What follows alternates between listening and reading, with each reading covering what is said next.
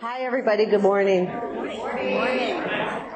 My name is Kathleen, and this workshop is From There to Here, Reclaiming Yourself in Relationships. Just kind of a side note on the schedule, it said it wrong. It said from here to there, and that's kind of funny because that's exactly the opposite of what I'm trying to talk about today. It's about trying to be present. So this is from there to here, and I'll explain that in a minute. I would like to start out with the serenity prayer so that we could get settled and let higher power in charge. So please join me in the we version of the serenity prayer. God, grant me the serenity to accept the things I cannot change, the courage to change the things I can, and the wisdom to know the difference. Okay, there's a handout. Everybody should have a handout. It doesn't have this picture on the front. Please don't come up to the front if you need a handout. Just raise your hand and someone will come around and give it to you.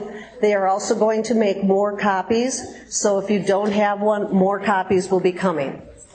Okay? So if you don't have a handout, more copies will be coming. Looking for chairs. Oh, yeah. And also I need more copies. Somebody went to look for them? Okay, thank you. Okay, just keep your hand up and the copy person will come out and give you some more. That's Bob right there with the tan hat on. Okay, so hi everybody. I'm Kathleen and I want to thank you very much for being here. Pardon me? Okay. Thank you. Oh, this is going to be hard holding this close. Thank you for being here. Doing these workshops helps me a lot. I hope I can share some of my enthusiasm with you. I hope I can also learn from this. I just want to give you a little background about why I decided to do this. June and July for me were very difficult months for a lot of things that were going on.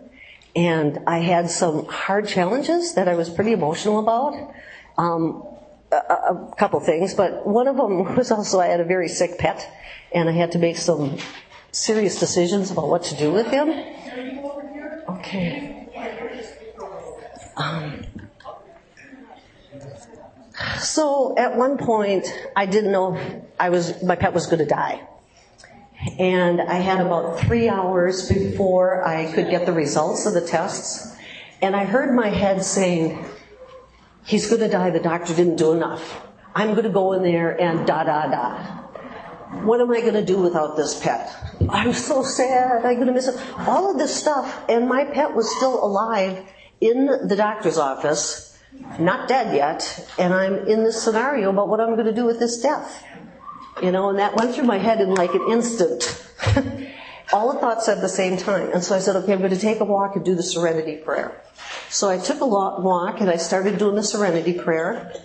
And at the same time as I was doing the serenity prayer, my head, half of it was saying the serenity prayer, and the other half was going, if that doctor didn't do enough for him. And I had this whole other conversation going on simultaneously. I said, well, I'm bipolar in conversation.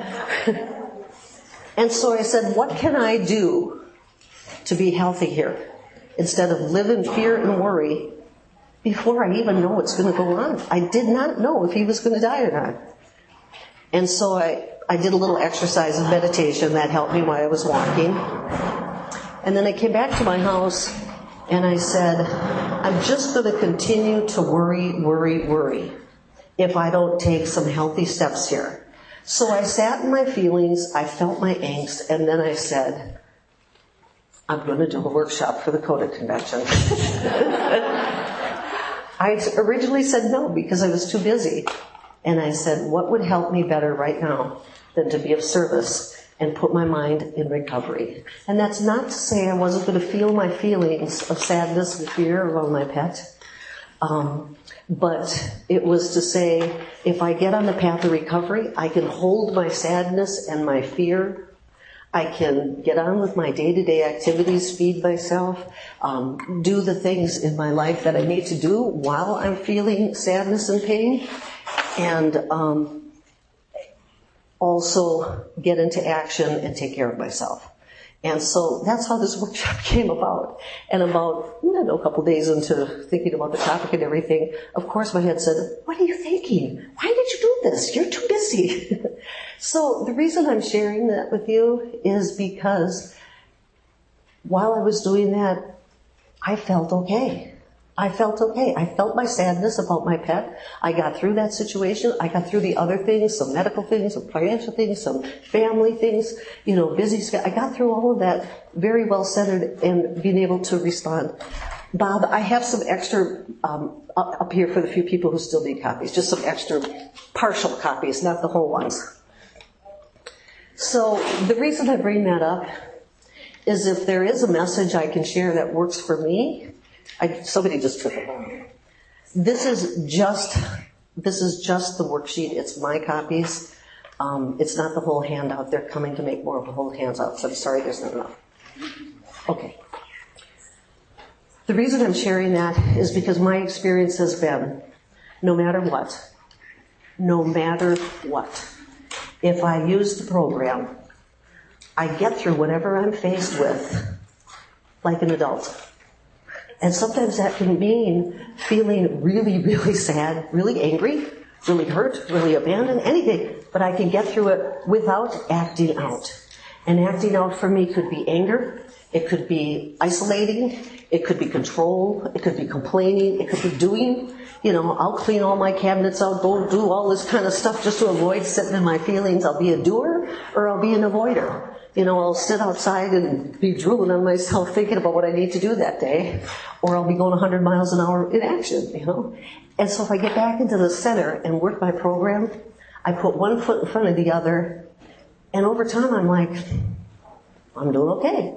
And I find myself not vacillating from big highs and big lows in life anymore. And I don't react with, anger, frustration, blame, shame, all those kind of things so much anymore. And that's why I'm sharing this with you.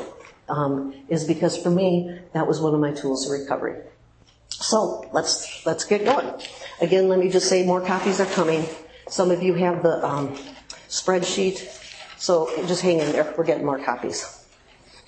The reason I called this workshop from there to here is what that means to me is there is future tripping or past tripping. I would live in the present moment on old past experiences affecting this moment, or I would live in what I was thinking the future was going to hold in this moment, seldom being in this moment, and finding myself very often tired all the time. It's a lot to live in 3 generations of time at the same time, and just in all my acting out behaviors. So there to me means the past or the future. And here means being present, responding to the situation. Even if that is somebody's raging at me or somebody's giving me things I don't want to do and I'm sitting there feeling angry, small, confused, whatever, I stay in that moment rather than, start a slow boil, so to speak. In the moment is where my real self is. My real self is, every one of us have our real self here. Most of it is buried under our survival skills. And we have learned these survival skills very well since birth. And we've fed them, we've strengthened them, we've engaged in them, and we believe in them. As a matter of fact, we don't believe in the other ones. I had a great exercise when I first came into recovery. My sponsor said, using the tools of recovery is going to be about as difficult as something like if you put your pants on every day and put your right leg in first and your left leg in second, start putting your pants on with your left leg in first and your right leg second and see how awkward that feels. And then make a commitment to do that for a month and see how well you do that. And it took me about 2 years to get a week of putting my pants on the right way just to learn a new behavior. And if that is that difficult with something like putting my pants on, what about something like a behavior I've done all my life that's emotionally charged?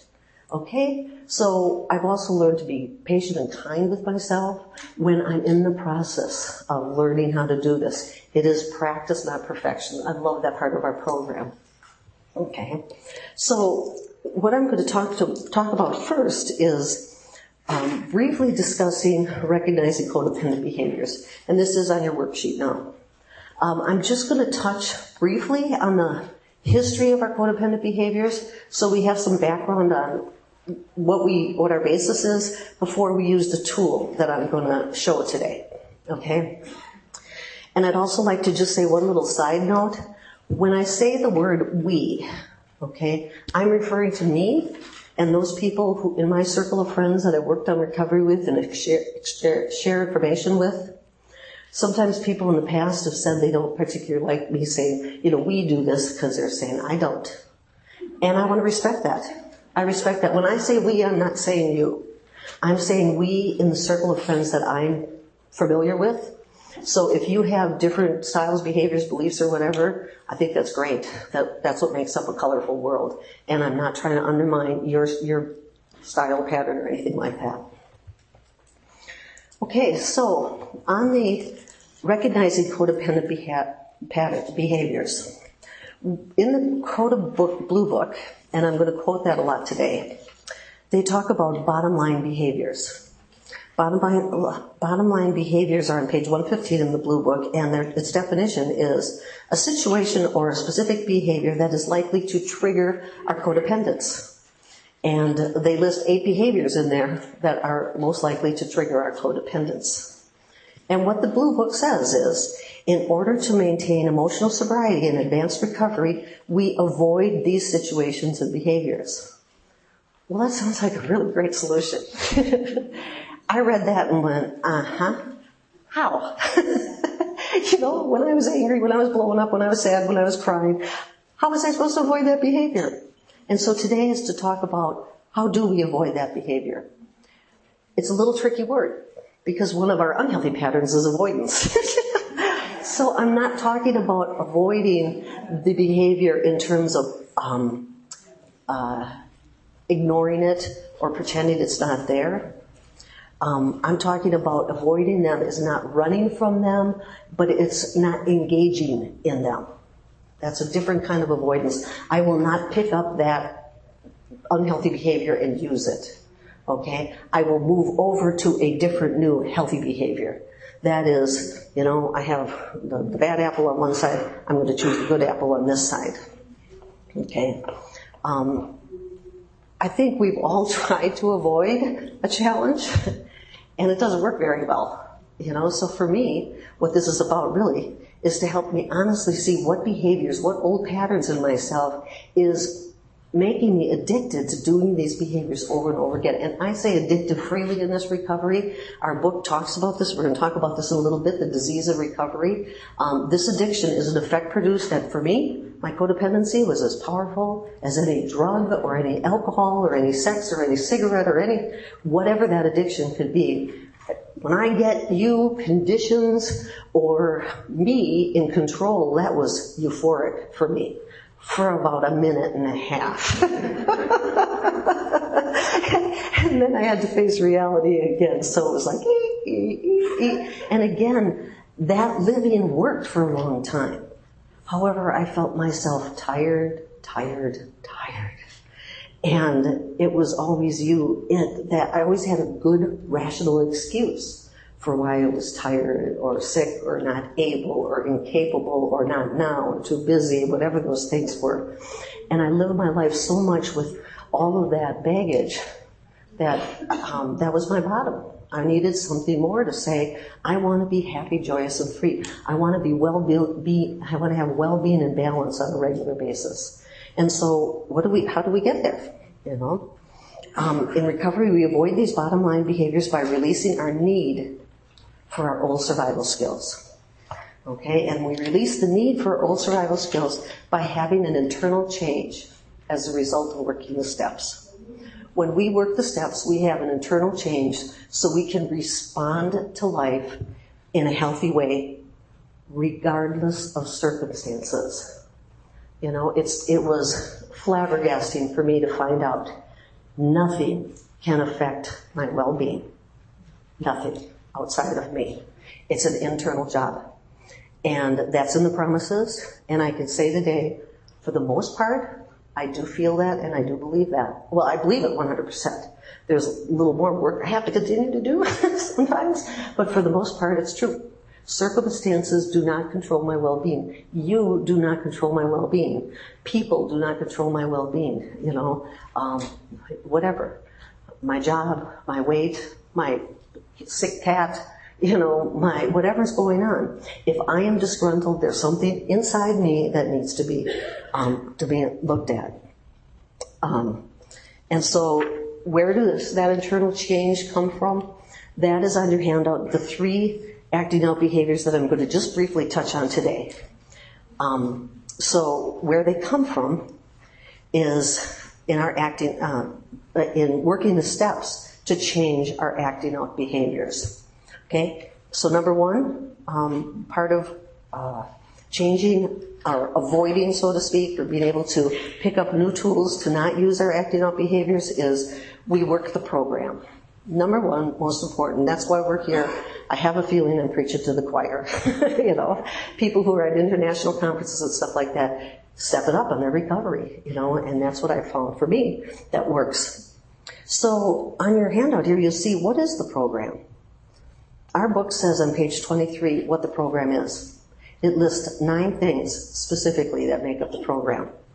And what are those 9 things? Fellowship, CODA meetings, sponsorship, literature, conferences, conventions, service work, steps, and traditions. Again, a lot of us, pardon me? No, I don't. They're coming.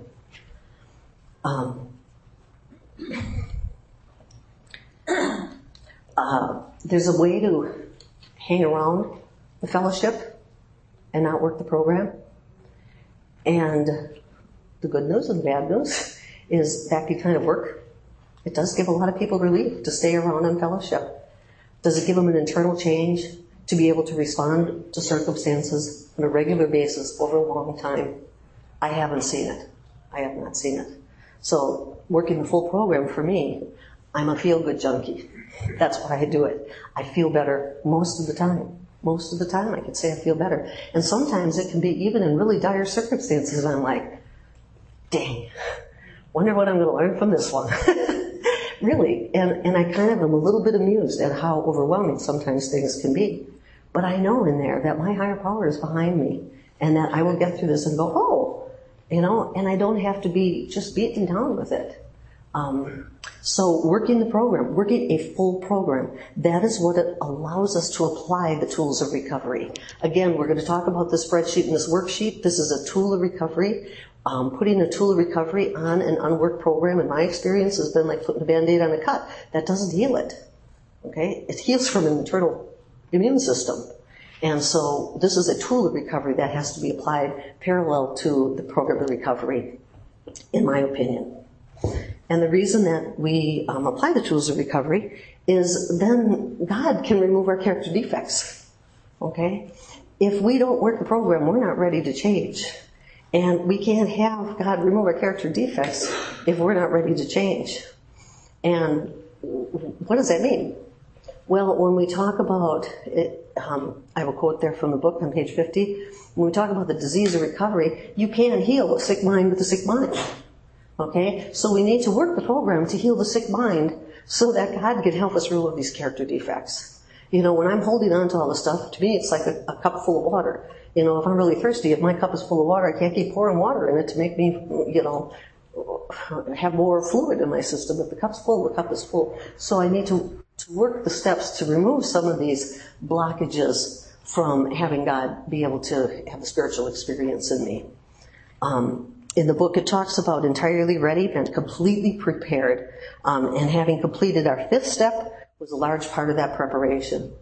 In the original 12-step book, the 12 and 12, it talks about you have not completed the 12 steps until you have taken another person through the 12 steps and completed a 5th step with them. So there's a lot of work to do in the steps, and that is part of a full program. The book also talks about codependency as a disease that deteriorates our soul, and the definition of disease from the workbook is a condition of an animal or plant that one of its parts impairs the performance of a vital function. So keep your hand up if you need a handout. They're here. So if I'm trying to apply the tools of recovery and I haven't worked a program, I'm using an impaired vital function to try to get something healthy. If I'm building a house, I'm not going to take a nail gun or a defective hammer or a compressor that doesn't work and try to build that house. It's not going to work. Or a saw without teeth. It's not going to work. And so again, working a full program is a vital part of using the tools of recovery.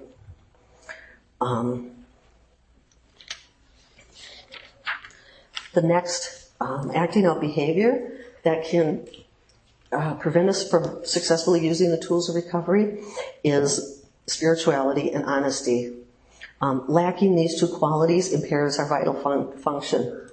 The book talks about, on page 5, that all our character defects were, in some way, products of our own self-will. They were survival tools of the past. So, what is our disease? And how does it manifest itself? Our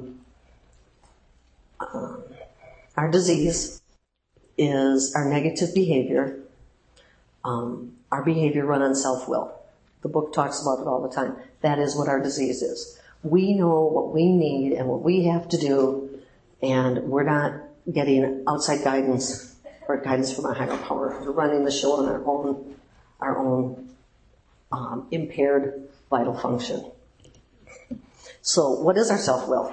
That was another thing for me. Self-will. I'm like, tell me to be in action. Isn't that self-will? I did not get that, So the book really talks about, you put your hand on, he's going to get some more, okay. The book talks about it. Page 13 talks about our spiritual dilemma, self-will, control, manipulation, or avoidance. If I'm engaging in any of those things, I am running on self-will. That's not responding, that's reacting. And what I found is I would constantly be running into brick walls, and that gets real tiring over time, or it gets real exhausting in terms of mentally. I want to avoid them, okay? So if I'm controlling, I'm the higher power. I know what you, the world, everything needs, or I know that I have this and that, and it's, whatever. Manipulation is you are the higher power. I'm going to try to have some kind of reaction, response, acceptance, control, or whatever of you. I'm trying to engage in you and your responses to me or your conditions or what you do or blame you or whatever. You have some influence over my life. And avoidance is conditioned. Oh, this thing is responsible for why I feel this way. It could be my finances or my job or my spouse or my kids, all this stuff. If you had that, you'd feel like this too. Those things are self-will. And for me, I did not understand that was running the show in a very negative way in my life. It wasn't giving me happy, joyous, and free.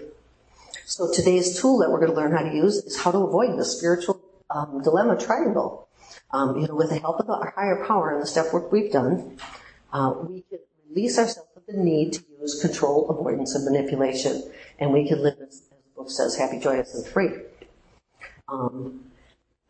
So part of that spirituality and honesty, we have that let go and let God.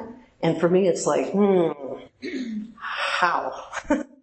Again, we have that little statement, God will do for you what you cannot do for yourself. I completely agree with that. But we must do for God what we can do for ourselves. That part's a little tricky. That part to me was like, what's mine and what's God's. That's an important part. And for me, mine is taking action. Okay? So I honestly have to monitor my actions for healthy recovery and freedom from my disease. And I think that is the crux of codependency for me. I don't want to be a personally responsible adult. I want to be entitled. I want things to be my way. I want to be a sloth. I want it to be easier. I want it to be fair. Yada, yada, yada. And what are all of those things? Those are childhood fantasies. Well, actually not childhood fantasies, they're adulthood fantasies because I have them in my adulthood. Okay? So it's just about being personally responsible, and that scared the heck out of me. The other thing, it also flabbergasted me because I thought I was an extremely personally responsible person. I had a job that I was like the best at. Absolutely, for sure. The conditions were horrible. I mean, anybody who did as good as I did in those horrible conditions were even better than better. you know? I thought I was very personally responsible. I was a single parent. You know, I put that on my checklist all my life. I am a single parent. I was a kid on my own and had an education when I was had a good job all my life when I was a high school dropout. I am so responsible. I am wonderful. But when it came to those quiet moments of how's your well-being? What happens if you don't have your job? What happens if you lose those identities that make you feel good, like your job or your child or your whatever it is that makes you feel so good? How are you going to do without that? Are you going to be able to respond to life still with well-being? And that's kind of a little bit what scared me. What I found out, though, through this program was that personal responsibility gave me more freedom. It wasn't the kind of responsibility in doing or being successful or whatever I was engaging in. Personal responsibility, taking time for myself, gave me more freedom and more well-being, and that made it less scary. You know, and so sometimes I'll be like, As a matter of fact, I said coming down to this workshop, I was like, I don't want to do this. And I'm like, but I know if I come here and show up and do this, I'm going to leave and I'm going to feel better. You know, and so sometimes personal responsibility says put one foot in front of the other and don't let your thinking stop your actions. Okay? Again, I'm a feel-good junkie. I want to do things that make me feel good. So where do we start? One really good way to look at our spirituality and our honesty is look at our reactivity to circumstances. Wherever we are reactive, that's where your spiritual deficit is, and where your denial and your growth lies. It's on your handout, but look for your reactivity to circumstances, where you're reactive, where you're angry, where you're blaming, where you're shaming, where you're overwhelmed, where you're sad, where you're abandoned, whatever your reactivity is. If you are not feeling balanced and well-being in a situation, there's where your spiritual growth is. And it is never about the situations. Never. I sat and argued my sponsor with that. I'd like, here's one. Here's the circumstance. I'm sure this one is not relevant to it. Just see how perfect this is. This is the flaw. She's like, it's not. It's in here. And today I can say I know that to be true. Sometimes I have to learn a little bit more again, but it is true. Okay? So my spiritual deficit lies in my reactivity. And this program teaches me how to respond rather than react. I don't need to learn how to cope with life. I don't need to learn how to survive life. I don't need to do all those kind of things. What I like to do is I like to be in life and respond to life, you know, and I think they talk about thriving in the big book instead of surviving. When we get personally responsible and honest, we're higher powered. It is the weirdest thing for me because it makes me feel the most vulnerable when I'm doing that, but that's what my higher power here is. And my goal is to be higher powered. You know, that is what I'm here for in this program, is to have some kind of power in my life that wasn't working like in my old circumstances. The third interfering tool is the parenting ourselves. Personally and spiritual responsibility. That's one way to monitor our actions. And the book talks about it on page 106, recognizing we are capable human beings who are choosing to become fully functioning, emotionally healthy adults. Okay. So we learn to take care of by honoring and setting limits with our inner child. And the book lists on page 106 our recovery tools to do that. And there's 8 recovery tools there. They're listed on your handout. 1, nurture ourselves. 2, develop healthy boundaries. 3, become accountable for our actions. 4, love others and accept love. 5, place our faith in our higher power. 6, respond rather than react. 7, practice acceptance. 8, ask what we want and need in relationships. And we're going to apply these 8 recovery tools to our old unhealthy patterns. That's what we're going to use on our handout today. And so please get yourself familiarized with them. And by the way, if any of these quotes that I'm talking about today are not familiar with you, remember in the beginning when we were talking about working a full program, this is all in our literature. I would love to say I had this brilliant mind and came up with this stuff. I'm a parrot. It's all in our literature. So it's new to you. I'm not saying this to be punitive. I'm saying dig into our literature. It's a plethora of information. You know, it's got wonderful things. When I read these things, I went, oh my gosh, that's what, you know, helps me. Then I'll talk to other people and they show me. So we're going to go into the handout worksheet right now. And the reason we're doing that is when we practice new actions over time, we're going to use this worksheet to apply to our situations that we would like to have some action on. And when we practice new actions over time, our healthy self-care response will become our stronger pattern. Okay? The key word in there is over time, practice. Okay? By changing our behavior, we break our old patterns of codependency and we become higher powered. Okay? The end result, we're not driven by our negative behaviors. We're not driven by our negative behaviors.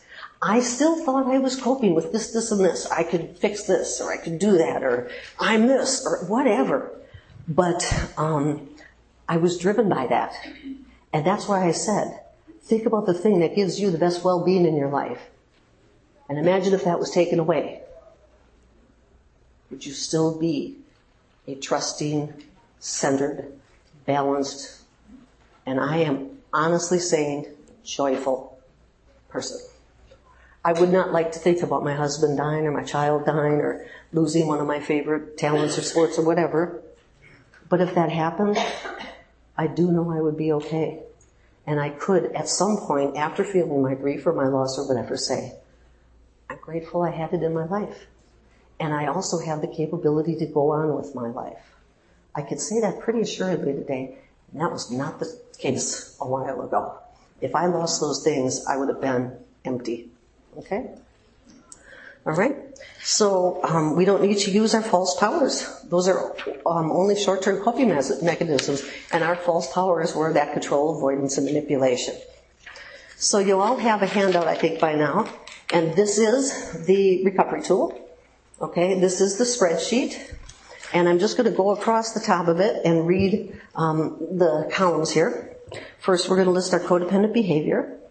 Then what the trigger is, so what the circumstance is. Then what is our codependent slip? Give an example of an unhealthy behavior. What's our pattern, or what's our illusionary safeguard? Remember, the book talks about illusionary safeguards. Those are those false powers that we think this short-term fix is illusionary, that it's keeping me safe. It's not. It's actually adding to my unsafety. Then the next column, what is our spiritual dilemma? Control, avoidance, or manipulation? And what is my self-defeating behavior in here? The reason I have that is I needed to name what my self-defeating behavior is. You know, for me to not know what my self-defeating behavior is I couldn't put a clear picture on what I was doing wrong. You know, if I was engaging in avoidance, control, or manipulation, I needed to kind of say where was my unhealthy behavior? And so by naming that, I got some more clarity in that. Because I would come up with these examples of, well, I did this because of this and that. And it sounded so logical to me. I had a normal, logical response to it. But when I'm saying I did this because I was trying to avoid feeling vulnerable in front of my boss and having a healthy communication conversation with him, that's a whole different subject instead of saying, well, I just tolerated it because my boss is hard to get along with. That sounds to me like I'm being a good employee. You know, I'm not being defiant to my boss. Whereas if I'm saying I'm not doing it because I'm avoiding a difficult confrontation with my boss, okay, now I got an avoidance pattern there. Then the next column, how to abstain from these behaviors, how to abstain from these bottom line behaviors and become higher powered. You know, what is our new response? This was a big help for me. I needed to name what my old behavior was and then describe what my new behavior looks like.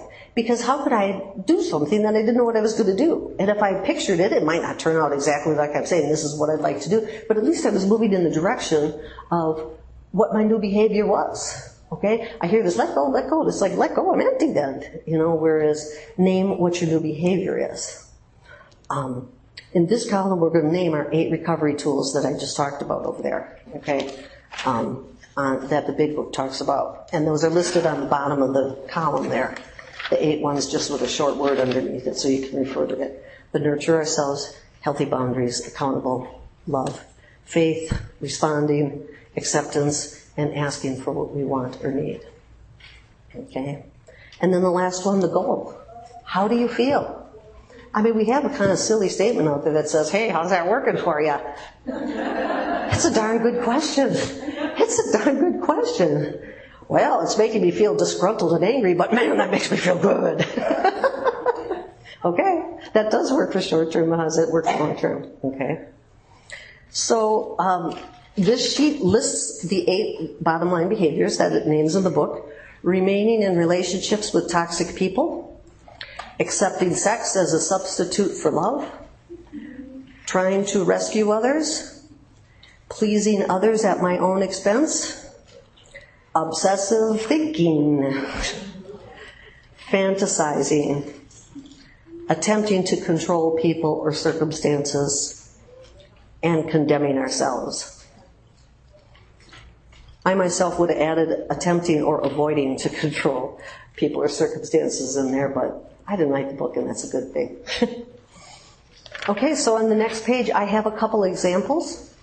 I'd like you all to kind of think of a circumstance or a situation or a feeling you have in your life that, it might be a new behavior, a new, more real, real being you in your relationship that you would like to be.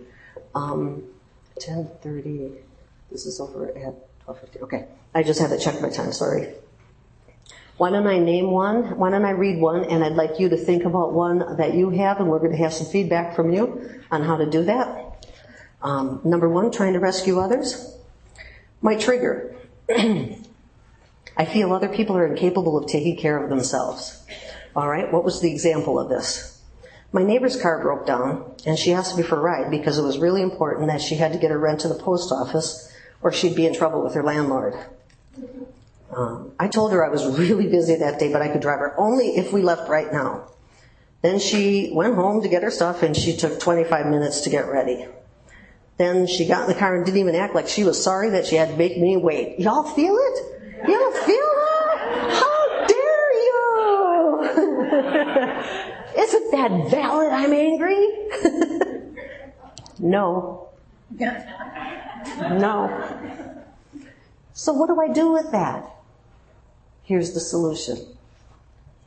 Okay, where was I going that kept me disgruntled? Okay, I had my self-defeating behavior. Oh, I'm sorry, I skipped a column. What was my feeling that I went into that, I'm going to help you, or I was angry? I was feeling needed, used, and unappreciated. Okay, that was my feelings. What was my pattern? Compliance. I put aside my own interest in order to do what others want. Or another pattern, control. I believe she was incapable of taking care of herself and she needed me to help her pay her rent. I don't know why she didn't do it on time on her own anyway, but that didn't matter because she needed me. Get it? What's my spiritual dilemma? My self-defeating behavior, avoidance. I didn't say no. Okay? I didn't take the time to follow through on my boundary. After 5 minutes to say, can't go. Can't go. I said I need to leave right now.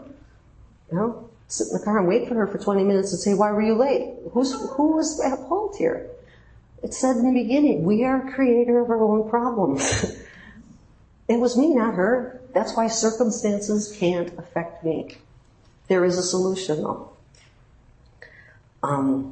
Next column. What is my healthy response? Use healthy communication. Tell her no. Today I'm just not able to do that. I'm not responsible to make her get her rent in on time. Period. Do I care about her? Would like to help her if some circumstances came up and did that? Absolutely. But sometimes, even if I care about her and would have liked to help her, my answer might be no. It's okay. Let people live their own consequences and take care of yourself when appropriate.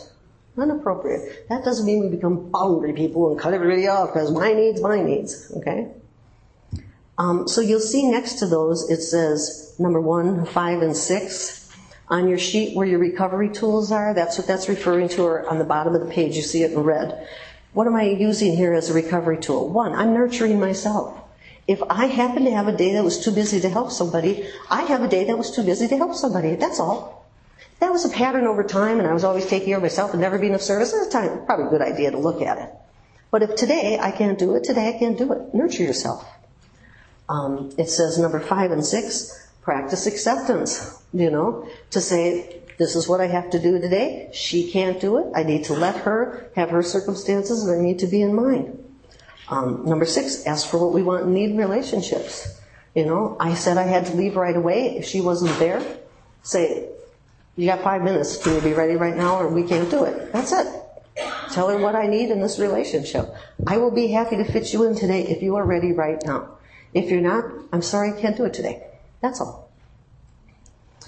And then what is being higher powered? What is the new action for the situation? I set a boundary. We talk about boundaries in recovery. It's really important to remember to set a boundary. When she didn't come to the car right away, I could have walked up to her house and tell her, hey, I said I had to leave right away. You're not ready. I'm sorry, I can't do it. And you know darn well that person will say, wait, I'm almost ready. I just was doing it. I do it. Remember, when a person with an unhealthy boundary hears a healthy boundary, they will always raise the bar of their unhealthy boundary. So when you say, I'm sorry, I can't wait any longer, they will say, I got a really good reason why you need to wait just a minute more. And when you do, when they say just a minute more, you already know she's not a trustworthy person because she wasn't there ready the first time. So when she says one more minute, who's causing my own problems? I'm trusting somebody who wasn't responsible the first time, so why am I going to think she would be the second time? She might be. But again, if I'm going back to number one and nurturing myself, I'm taking care of myself by saying, red flag. And it's not a disaster if I don't help somebody else out in this situation where I am trying to rescue others. Okay? Remember, this is trying to rescue others, so we can't apply this to every time we're being of service. Okay? And then, what am I doing with the boundaries in the recovery tools? 2, 3, and 8. Number 2, I'm developing healthy boundaries. Number 3, I'm becoming accountable for my actions. I couldn't do it today. I had to tell somebody, I can't do it today. I'm accountable for my actions, and if she can't be on time, that's mine. And then number 8, ask for what we want in deep relationships. That makes me higher powered. How do I feel at the end of that?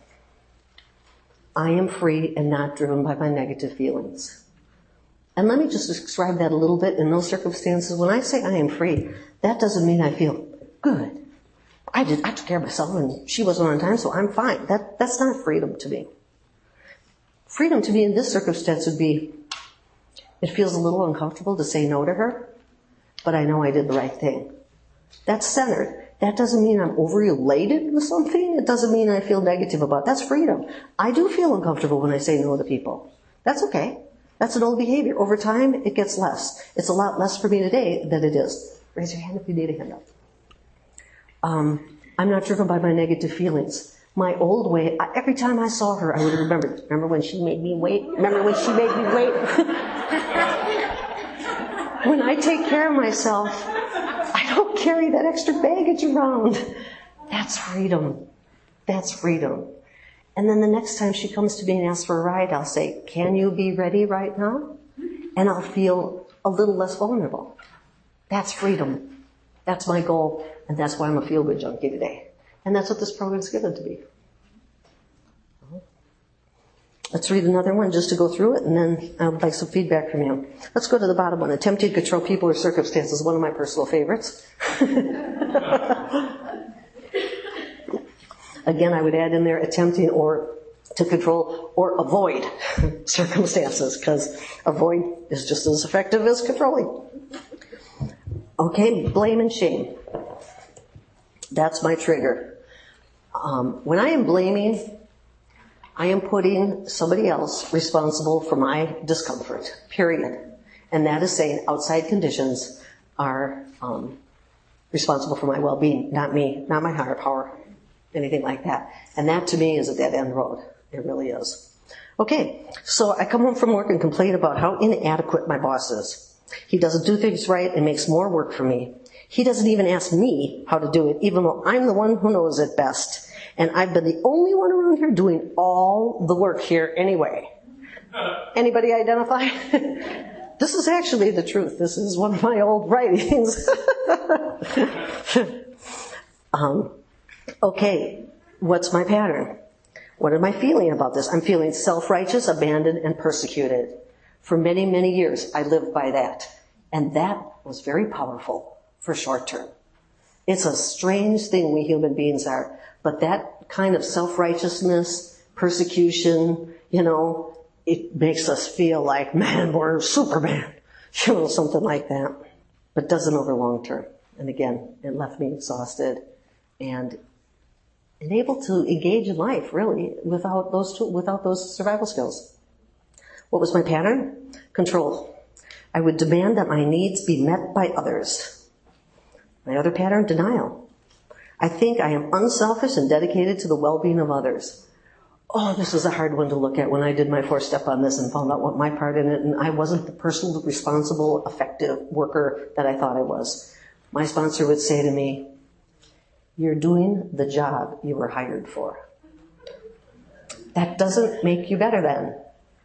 That makes you an employee who's doing the job you were hired for. That's amazing. I was like, what? You should see how hard I work. You should see him. You should see those circumstances. And let me give you a couple examples where other employees in this office are like, whoa, it's supporting me. All right. What's my pattern? What's my illusionary safeguard? My feeling is, I'm sorry, we just did that. What's my self-defeating behavior? Control. I am blaming my boss for my dissatisfaction. Outside circumstances, people, places, and things are never responsible for my well-being. Never. What's my false power? It's in others. Okay? If he would only behave in a certain way, I would be happy. Or if conditions were only a certain way, I would be happy. We have a little topic that we have at our meeting that says hell is being somewhere other than where you are right now. And, you know, that's really true. If over there things were like this, I'd be happy. That's hell. Because right here in the moment, then you're not here. And you're not enjoying the moment that we have. You know? So this is why I learned to have these, recovery tools. The healthy response, honesty. Okay? Come home and mention the positive things about my job. That was something that was really, mind-blowing to me. Why don't you come home and start talking about the positive things you did in your job? Because if you can't do that, then you got to question, what are you doing at your job? Or what are you not seeing? Are you just living off of the fuel of resentment and persecution? Or are you filling your life? What's number one? Nurture myself. Somebody just told me, I think it was in a ride over or something. Oh, it's somebody else's ride over here. That the guy says, if you don't feel passion and fulfillment for your job, you're in the wrong job. Well, what a nice guy. And this is a guy who had shuttle service or something like that. A safety service for hotels. It was some other people. Is that it? Safety service? So he was in, the service work department. It wasn't like he was, the president of the company, although that would be a really rewarding job right now. It wasn't like he had a job that gave you a lot of outside kudos. It came from within. And that was the statement that person made. I can't blame my boss or my conditions for my well-being. It's my responsibility to say, what am I doing here? What do I want in life? How do I respond to this? Or how do I accept it? With joy. It's not a persecution. It really isn't. And that's what working the steps does. I tried to apply those things without the steps, and it was persecution. With the steps, it wasn't persecution. It was joy. I'd say, okay, I'm working on recovery. It took me, 8, 10 years to get through this with my boss. I wrote for about 5 years the same 5th step, probably every 3 months. The 4th step I wrote, I really did. I said to my sponsor all the time, I'm writing the same thing. She said, just keep doing it. Say, God's time, not yours. And I was like, well, God started slow, I'll tell you that much. And then one day I was at work, and I remember exactly where I was standing. And I had a response to him, and I was centered, and I had well-being. And I went, oh my gosh, we have movement. And by the time I left that job, I worked at that job for 17 years. By the time I left that job, I'd say my last 5, 6 years, most of the time I was completely centered and in a good mood at my job, really. He never changed. Circumstances never changed. It was completely chaotic. It was extremely difficult. People came to me all the time and said, I don't know how you're acting sane, and I would just laugh, 12 steps. When I left that job, I left it for other goals I had in life. And for probably 15 of those 17 years or whatever, 10 of them, I had a fantasy of, I can't wait till I say to him, I quit and I'm so out of here, adios. And, I had that fantasy for the longest time. And by the time I quit, I was like, thank you. I learned a lot. I'm grateful I was here. My lessons were endless from this person. And it made me a better person, a better person. It was amazing, and believe me, it was a lot of work. But when I left there, my heart was full, and I did not have resentments or was rushing out of there. And it was amazing how well the program worked there. So I come home and mention the positive things about my job. The other part is look at why I stay at this job and discern if it's appropriate for me. Okay? If I'm unhappy with my job, it's me that's not moving. It is not the job. Or it's me not talking about maybe this needs some change in circumstances or whatever. That's number 1 and number 5. Number 1, nurture ourselves. Number 5, place our faith in our higher power. If this job is hard and I need to stay in it, it's got assets, it's got deficits, oh well. I'll bet you if we took a show of hands in here, not many people would say, that's not my job. I think we all do. You know, our jobs are, you know, we all work too hard, get paid too little, and the supervisory department is overworked and overpaid, you know, all of that kind of stuff. It's not unusual in life. But when it comes to me, it's like, oh, don't you know how big this is? Then the healthy response, set a boundary. Keep the focus on myself and explore what part of my work environment, what my part is in my work environment. When I'm blaming and shaming, what is my part in? It is never there. What is my part in that? Most of the time, it's a false power. I get power off of blame and shame. And my sloth says, I don't want to take personal responsibility to not point at them and say, this is my action. But if I point at me and say, this is my action over long term, I have some well-being. And then what's my end result? I am free and not driven by my negative feelings. It's hard to come home every day and bitch about my job. It was very hard for me. You know, it made it negative for me. It made it negative for my husband. You know, it didn't make me feel like going to work in the morning. There was many things of that just, I want to change. I want to know what this program offers. And so what did I get from it? I was free. I was not driven by my negative feelings by maybe the last 5 years I was at that job. I liked that job. I could interact with a man, my boss, who was absolutely incapable of having any kind of healthy communication with on a back and forth basis. And I could set a boundary. A lot of times it didn't go anywhere. It was like, and I walked out of there saying, all right, well, I'll go back in 2 hours and try it again. But I didn't get rattled. I mean, I had circumstances with him one day. We were getting a grant, and it was a large sum of money, like $500,000. All he had to do was sign this paper that was already completely done. He wrote it, everything's done, but he had a control pattern that he loved to create chaos in his life. And it was to a company I had to fax back east. It needed to be in by noon. I started this at 8 in the morning when he came in. I'll do it later. And it was my job to get this in on time. And I went to him every hour that day and said, would you like to do this? Oh, that's too busy. I don't want you to give it to me at the last minute. I've been trying it for like 2 weeks. And we did this the whole morning until 1 minute to 12, which means it would have gotten there at 1 minute to 3, which also would have caused all of them problems getting there so late. All right, I'll sign it, you know. And that's the kind of way he would deal with things on a regular basis. And so I went, okay, thank you for signing it. And I faxed it. And I said to the company, and I didn't stress about that they didn't get it on time. I didn't stress it took me 10 times that morning to do it. I was hourly paid. I was getting paid for what I was doing. If he wanted me to spend my time doing that, and I didn't have that thing done, well, those are accepting the circumstances. I was setting my priorities. I was not rattled by it. Whereas 5 years before that, I would have been, and then finally I would have said, I'm not doing it anymore. If you don't want to find out, I'm not doing that. He's losing the money. I don't care. And then the next day I would have gone, oh God, I wonder if I'm going to lose my job. You know, he really needed that grant. Just causing all the chaos in my life. You know, but that was the kind of growth I got there. Even though he still would play those games, I could say, all right, I'll go ask him every hour if he wants to sign this. If he does, he does. If he doesn't, he doesn't. That was acceptance. Some other circumstances, I might have been a little more assertive in it or done it in a different way, but that's the kind of centeredness that I got when I started working these tools. So I'd like to hear from you. Some circumstances. Go across the column here. Tell me what tools you would apply to that. And let's see if we could get this integrated into our lives. Anybody have an example they'd like to share? All right. How about if I read number 2? Afraid to speak up to an authority figure. That's my trigger. Give an example of an old behavior. My doctor has been late for each of my last 3 appointments. I don't want to say anything because I think she'll be mad and then she won't take care of me well if I'm critical of her. I feel intimidated to tell her, so I'm just going to be late from that next appointment because now I just don't care. And then she can learn how it feels. Anybody use that one? It's a good tool in my toolbox.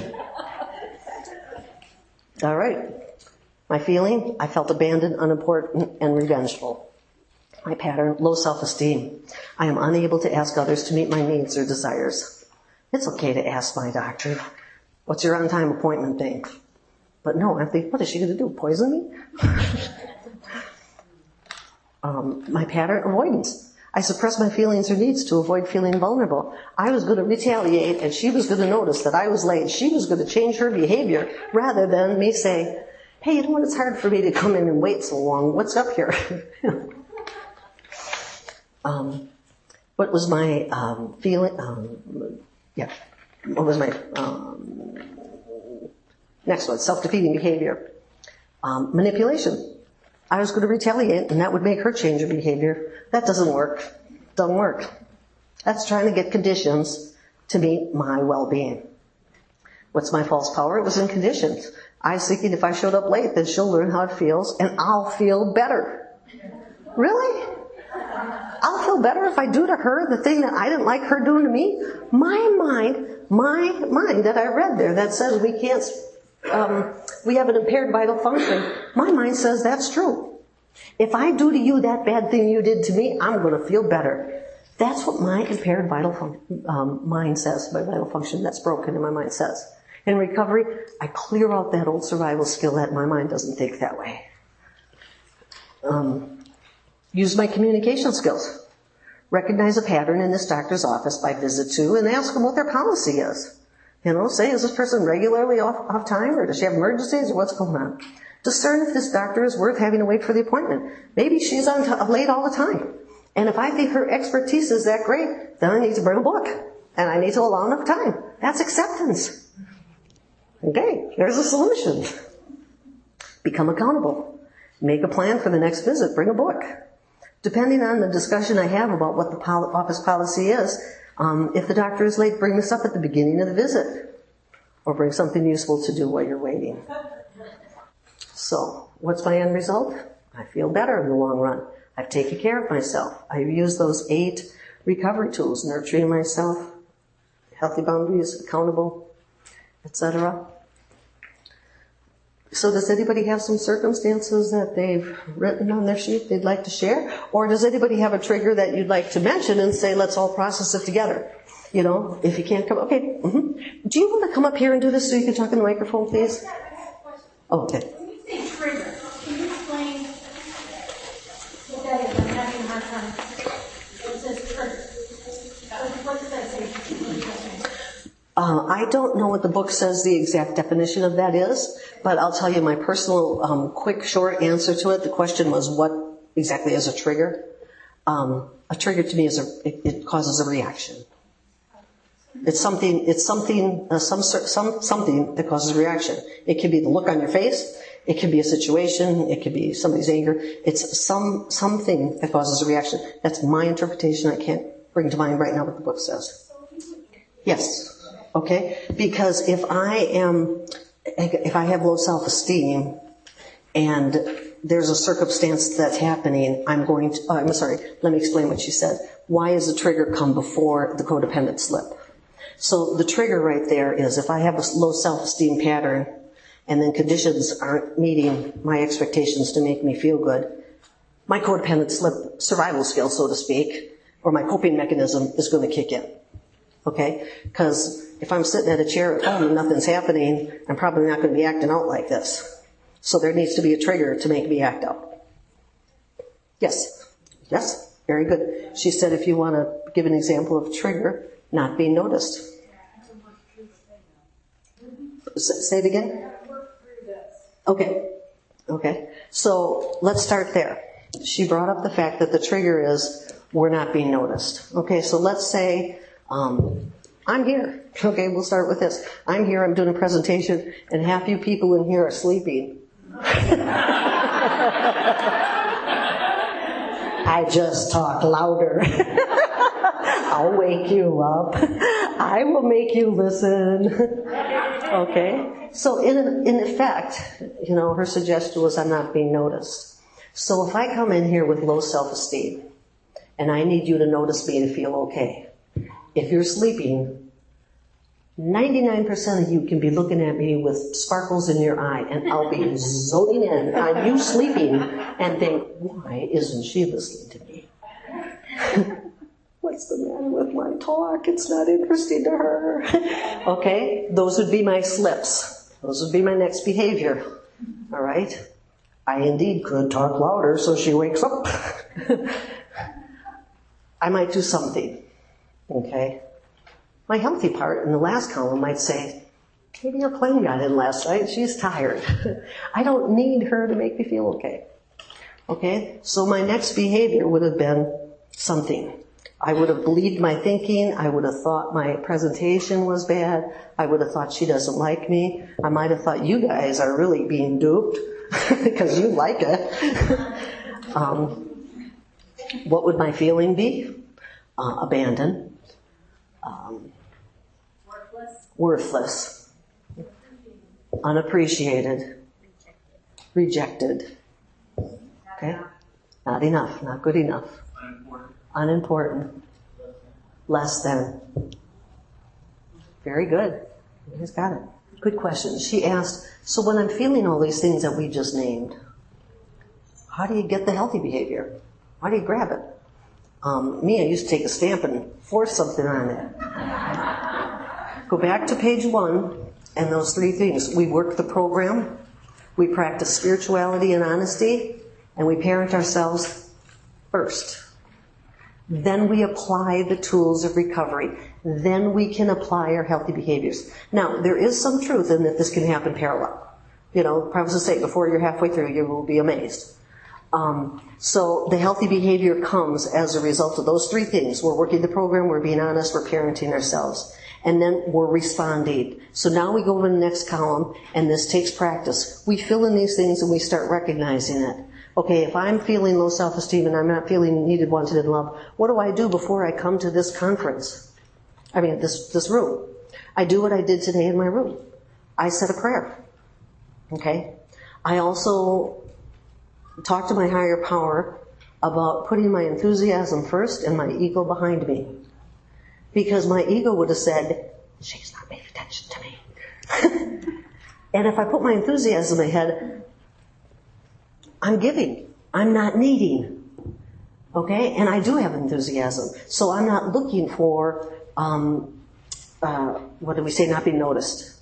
Okay, so my program, working the steps and freeing myself of the need to have people give me my self-esteem, allows me to move to the next column. Okay, so then what would have been my pattern? My pattern probably would have been control. I would have tried to speak louder, or maybe buff up the thing a little bit or something. It could have been avoidance. Well, she's the one that doesn't, it's her fault. She don't like me. She's missing out on this. Something like that. My false power would have been in her. If she's sleeping through my thing and she doesn't like me and I don't feel good enough about that, she's the one that's owning my feelings. And that's my higher power. It's a false higher power. And then the last thing, what's my healthy behavior? My healthy behavior is what I did this morning. My healthy behavior is what I did well prior to this. I wrote this thing on time and I said, this is my experience. This is what I'd like to share. That's it. I'm not trying to convince you of anything. I'm trying to share with you my experience. If you're interested in it, it's a tool that works for me. So I don't need you to like it to make me feel okay. I'm just sharing you my experience, just like you do for me. So that's my new healthy behavior. I could not do that before working the steps. I had to have every eye on me nodding your head when I did this in order to be able to do this. And it doesn't work, because there was always one person sleeping. And we used to get reviews after these, written reviews after every one of these, and you read those, and you get the stack of thank you and all these good things, and there's that one that says that one thing. let me see if I can recognize this writing. I'm going to look at her name and find out who this is. I'm good. Us codependents are good.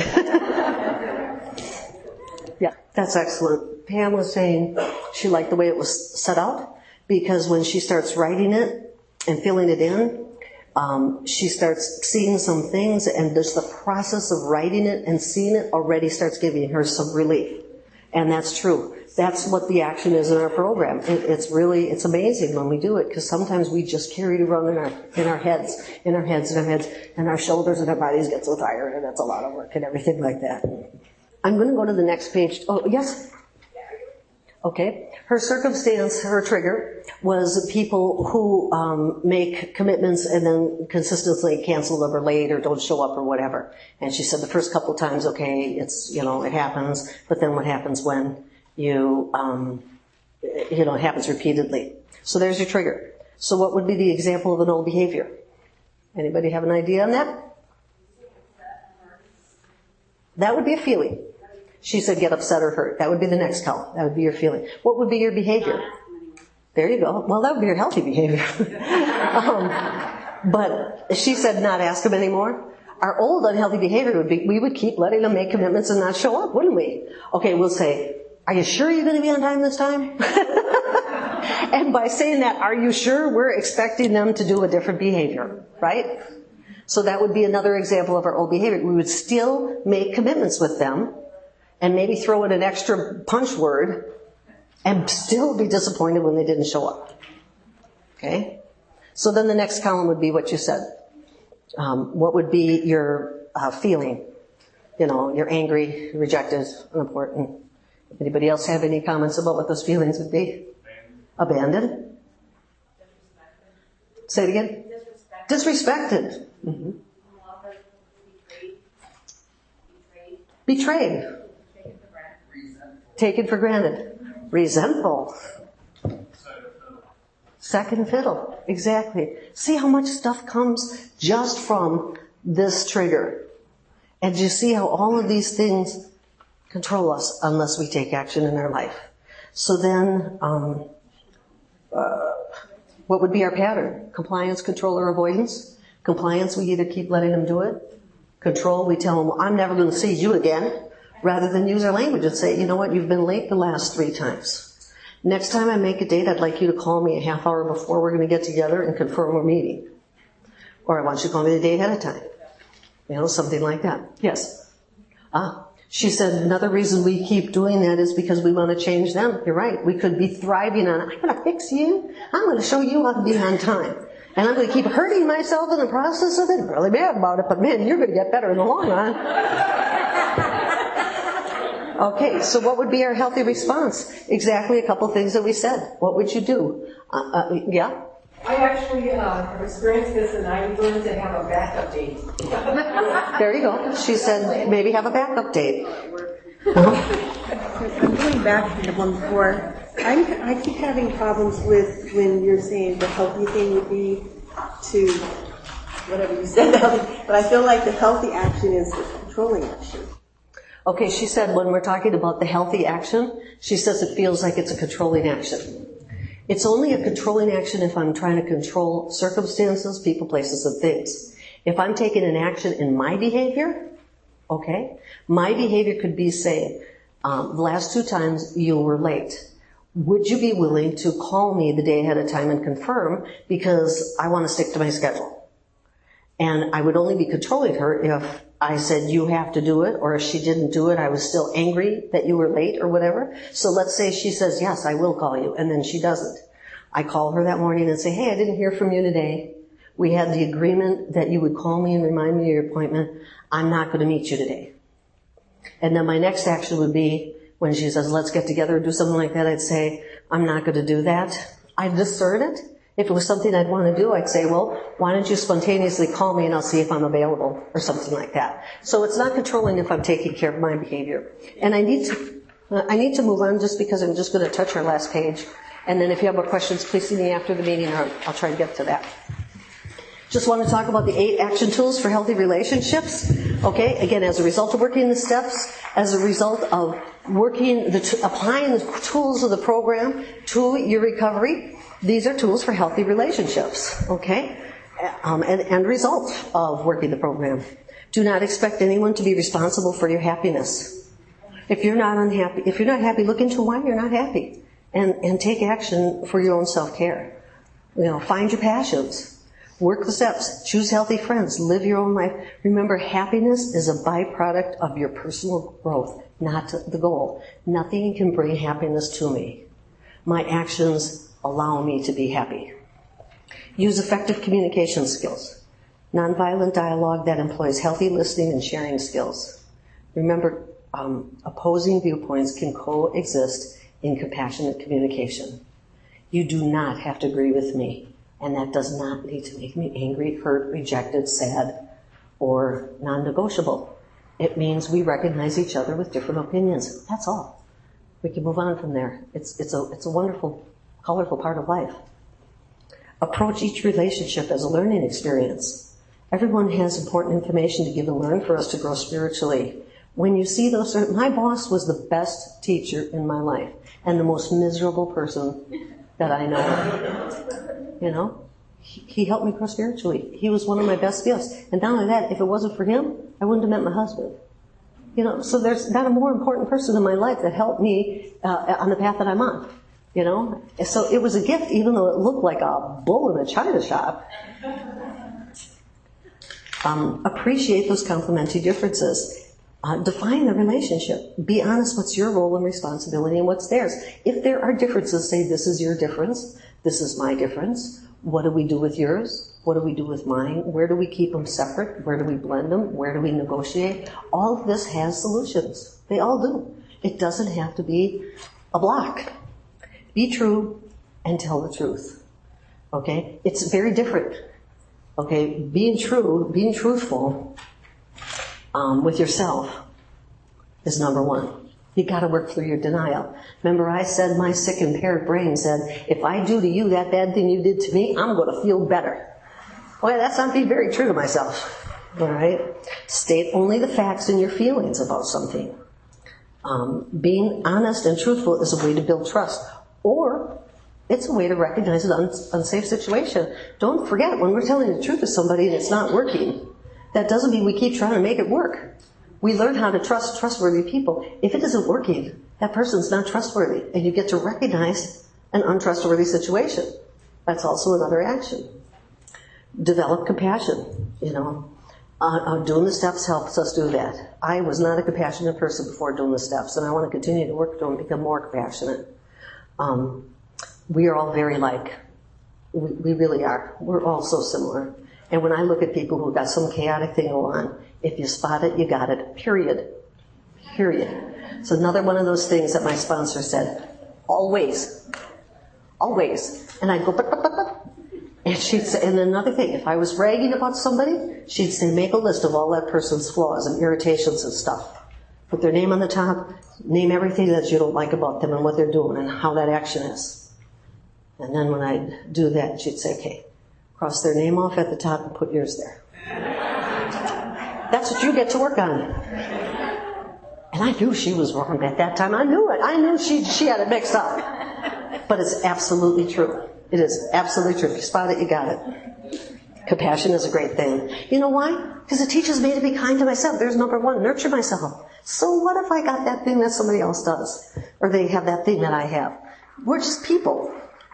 Be responsible. Enlightenment always brings responsibility. That's from our book, page 50. Being responsible is being a healthy adult, period. I could try to be a child, but it doesn't work. And don't forget that we need to avoid under-responsibility to make up for our codependent over-responsibility. There is a difference between self-care and self-centeredness. I spent so much time trying to fix circumstances, people, places, and things, rather than do the thing that was really hard, show up for a meeting, be kind to somebody who's irritating, all that kind of stuff. So I was overly responsible in my codependent behavior and under-responsible in my self-care behavior. And I had to bring myself back on a balance being there. Appreciate yourself and all the other people in your life. Being grateful is an action expressed in our behavior. Remember, saying thank you is just a verbal expression. Okay, our actions speak the loudest. What we don't do has a lot of weight to it. Being grateful is a third step allows you to trust and appreciate the circumstances of what you need. So sometimes being grateful is for when a challenge is in front of me to say, okay, I either did the third step or I didn't. God is everything or God is nothing. What am I going to do? If this is in front of me, no matter how muddy it looks, it's what I need. I might not want it right now. I might not feel I'm capable of doing it. But I do know it's what I need, and I'll get through it, making mistakes or not. That's it. You know, that's how life is. And then beware the 7 deadly needs. I love this one. When we're driven by the 7 deadly needs, the need to know, the need to be right, the need to keep score, the need to look good, the need to judge, the need to get even, and the need to control, we keep ourselves powerless. We're powerless then. It's so much easier to let go. Oh my gosh, it's so nice to not have to work like hard.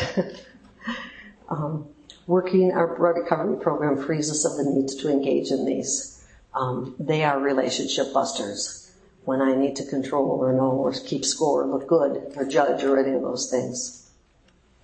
And then the last part of that, you can read these on your own. That's the other 12 promises. You know, we talk a lot about the 12 promises, and again, I think there's so much meat in our literature. Page 21, it lists these 12 things. And notice page 21 is in the beginning of the book there. Those are wonderful other 12 promises. We develop our relationships with our higher power. We're better able to develop one with ourselves and others. As a relationship with our higher power, others gain in strength and balance, we begin to heal and develop loving relationships with other people. We accept a healthier priority for our close relationships and allow a higher power to work in our lives. We draw in strengths that far exceed our own. That means when I'm vulnerable, I find a power that I didn't even know I had. 4, as we continue to strengthen our relationship with our higher power throughout our recovery, our overwhelming tiredness, depression, anxiety, despair, and hopelessness are replaced with an increasing strength and resiliency. You know, I was so tired before all these steps, all the time. Step by step, our fear of shame diminishes. 6, our childhood wounds and feelings progressively heal. 7, we experience richer encounters of prayer and meditation. 8, it becomes easier to let go of our control and avoidance behavior and to allow our higher power to guide our life's journey. 9, the miracles of recovery unfold. Loving relationships with our higher power, ourselves, and others improve and evolve. 10, we begin to feel more assured that our deepest needs will be cared for. 11, we don't turn as often to other people in an unhealthy lifestyle to satisfy our spiritual hunger. That means we don't use those false powers of control, avoidance, or manipulation, those short-term power illusionary safeguards. And 12, like the light of dawn, our higher power's will radiates with us with reassurance and trust. Don't you all want that?